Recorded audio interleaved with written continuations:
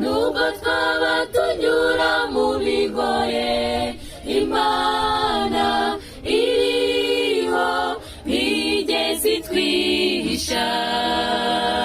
Iba iri ahantu runaka, ahandi yari uwo munsi umwana wayo yatotezwaga ikatihorera.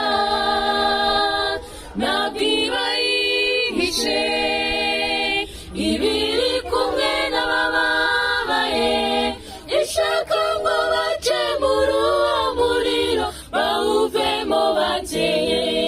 Nimucyo duhumurizanye